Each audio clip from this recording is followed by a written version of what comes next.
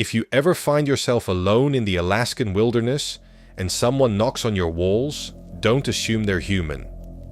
In places like that, even the silence has eyes. I'd always loved the idea of being alone in the wilderness. No traffic, no voices, just clean air and endless quiet. So when I found a cheap wooden cabin 40 miles outside Anchorage, I booked it without thinking twice. The place was nothing more than a wooden box, a cot, a wood stove, and a single window staring into a forest of black pines. No electricity, no water, no signal. Exactly what I thought I wanted. For the first 2 nights, the only sounds were cracking firewood and the cold groaning through the beams, but the silence never felt peaceful. It felt like something waiting. On the 3rd night, when sleep was pulling me under, I heard it. 3 knocks, not on the door. On the wall, slow, heavy, intentional. I froze. Animals scratch, shuffle, and snort, but they don't knock. When morning came, I stepped outside and saw them in the snow tracks. Wide, circular, too deep to be human footprints, and too clean to be animal paws. They led directly to the exact wall I heard the knocking from. Then they simply stopped. By the 5th day, a heavy snowstorm buried my car. I was officially trapped. That night the knocking returned, but not from one spot. It moved around the cabin, tapping, circling, searching. Then I heard it. A voice, faint and muffled by the snow, but unmistakably speaking my name, drawn out and unfamiliar, like something practicing the sound of it. I blew out my lantern and sat in the darkness, breath locked in my throat. The voice didn't return, but the knocking continued long after I stopped counting. The storm eased by morning, and I made the stupidest decision of my life. I tried to hike back to town, but the forest wasn't the same one I had walked through before. Landmarks were gone, and tree clusters were wrong. Paths appeared, then vanished. My compass needle twitched uselessly, and then I saw it. A figure about 50 yards away, tall, thin, and with skin the same color as the snowhead, tilted at an impossible angle. It moved slowly and deliberately. I ran. Hours later, I stumbled back into the clearing. The door to the cabin was open just a crack, enough for the wind to blow snow inside. The lantern I had left by the window was lit and placed in the middle of the floor. I grabbed my bag and went for the car. Somehow it started, and I drove through the storm, refusing to check the mirrors. 20 minutes down the snow-covered road, something appeared in my headlights. Not an animal, not a person. A shape too tall, arms too long, skin stretched thin like wet paper head lolling to the side.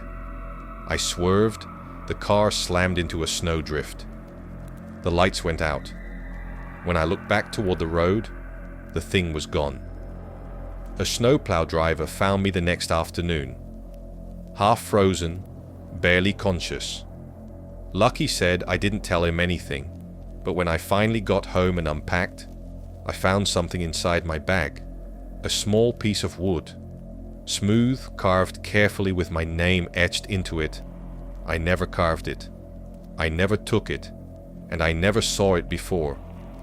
But something else did, and it followed me home. If the knocking ever comes for you, don't open the door. They say the northern lights are beautiful, but no one warns you about the ones that float on the ground, the ones that whisper for you to follow. I went to Copper Valley to escape life for a few days alone time. Quiet snowfields, maybe a glimpse of the aurora. My friend's cousin owned a small cabin overlooking a massive frozen plain. There was nothing around for miles except dark hills and drifting snow. The view was stunning, but also made me feel exposed, like the valley had eyes watching from beneath the ice. The first night was calm, just firelight and silence. The second night changed everything. While chopping wood, I saw lights moving across the valley floor. Not headlights, not lanterns. 3 pale blue orbs drifted in smooth floating motions, separating and then coming together, shifting like they were dancing, almost hypnotic. For 10 minutes I watched them glide across the snow, then vanish like someone had blown out candles. I convinced myself it was some weird light reflection, but a part of me knew better, because lights don't move with purpose. 2 nights later, I woke to whispering. Not one voice, but dozens. Layered rhythmic chanting, something I didn't understand. I sat up, heart pounding. The cabin glowed faintly, and when I looked out the window, the lights were back. But this time, they weren't in the valley. They were right at the tree line, hovering, waiting, listening. I bolted the door and shoved wood against it. I didn't sleep. I barely breathed. Sometime before dawn, the fire went out. Not burned down, but snuffed out. The logs were cold, untouched, like someone had stolen the heat instantly, and that's when I saw them. 4 pale orbs drifted inside the cabin, moving in slow circles along the walls, casting no shadows. A whisper rose behind me. See us, join us. My body moved on its own, like invisible hands were guiding me toward the door. I touched the latch. Some part of me screamed a raw animal panic, and the lights flickered, then vanished. At sunrise, I grabbed my gear and left everything else I hiked for hours toward the highway. But something followed. Footsteps in the snow were slowly dragging, always just behind the cabin the night before, and now behind me. When I finally reached the road, a truck driver picked me up. He said I looked half dead, but I never told him what I saw when I glanced back at the valley tall. Thin figures standing in the tree line, motionless, blurry outlines like smoke, but their heads glowed with faint amber light. Watching me leave. 2 years have passed. Life went back to normal, or so I thought. Some nights I wake up to a faint glow outside my window, blue-white drifting. And sometimes just before sleep pulls me under, I hear the whisper again. Come. And now it's not one voice, it's a chorus closer each time. If you ever see lights drifting across an empty valley, don't follow them. Don't listen. And whatever you do, never answer when they whisper. Some lakes freeze from the top down, but this one froze from the bottom up. And what was trapped underneath has been waiting a very, very long time. My cousins and I rented a tiny winter cabin near a frozen lake deep in northern Canada. The lake was huge, miles across, and completely silent. No birds, no wind across the ice, just stillness. Locals called it Mirror Lake. Not because it reflected the sky, but because they said the ice didn't show your reflection unless it wanted to. We laughed it off. We were city kids, not the superstitious type. But the first night, something felt wrong. The next morning, I walked out onto the lake. The ice was thick clear in some places, cloudy in others. But when I reached the center, I saw something underneath a long shape, too long to be a person. At first, I thought it was a log trapped under the surface. But then it moved slowly, like it was drifting toward me. I stepped back fast. My boots slipped, and I dropped to one knee. The shape snapped upward, pressing against the ice, stretching it like a drum. And then it vanished. I ran back to shore without looking behind me. That night we heard a noise. Not an animal, not the wind. A knocking sound from underneath the lake. We went out with flashlights, and there it was. A perfect square etched into the ice, like a hatch, a door. 4 lines carved clean and straight as if something beneath was outlining it, testing it. When we got closer, the knocking stopped, and something pressed gently against the ice from below like a hand. Not human, too long, too many joints. We locked the cabin and stayed inside, but around 3 a.m., the doorknob rattled. A slow twist, then another. Someone or something was trying to come in. When we looked through the frosted window, we saw footprints in the snow, but not human ones. Long grooves, like someone dragging their legs, and beside them thin needle-like prints arranged like fingers. They led from the lake straight to our door. At dawn, we decided to leave. We packed fast, terrified. But when we passed the lake, the door in the ice was open. A perfect square of dark water, edges too clean as if cut from below. The shape we had seen earlier floated just beneath the surface, waiting. As we backed away, the water rippled, something rising toward us. We didn't stay to see what. We drove until the road ended, then kept driving. 2 days later, back home, I heard faint scratching under my floorboards at night, like something just beneath the wood. I never went back to Mirror Lake, but sometimes in winter, when I see ice forming on ponds, I can't help looking for a perfect square of dark water. If you ever see a lake frozen from the bottom up, don't walk on it. And whatever you do, never knock on the ice.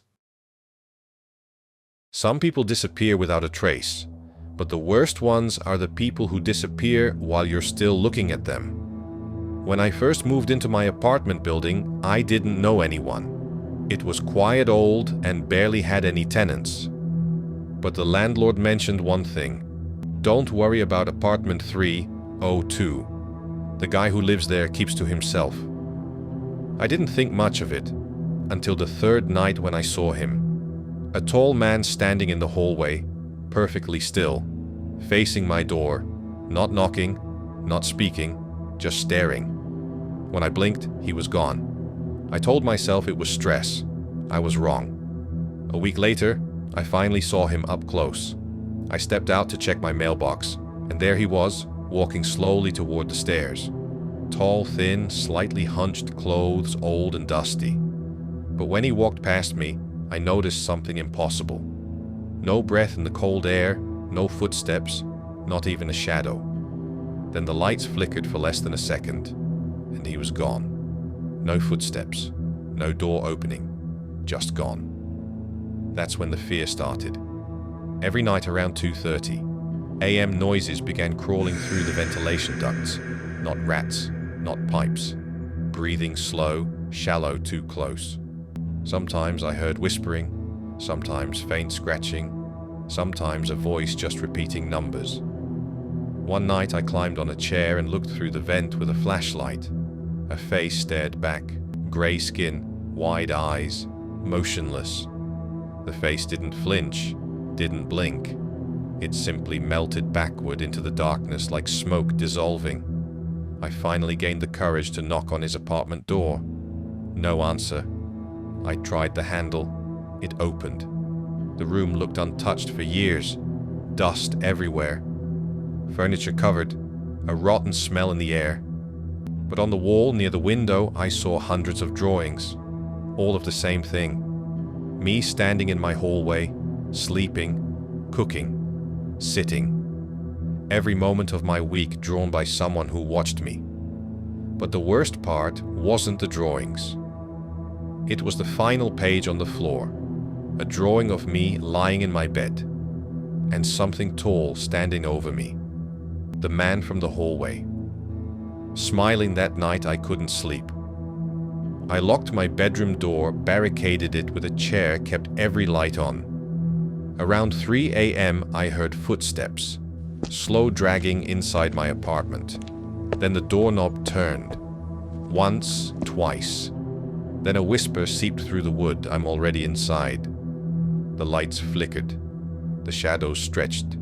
And for a split second, I saw him standing in the corner of the room. I didn't wait. I jumped out the window onto the fire escape and ran. I never returned. 2 months later, in a new city, new building, new life. I finally started sleeping again until last night.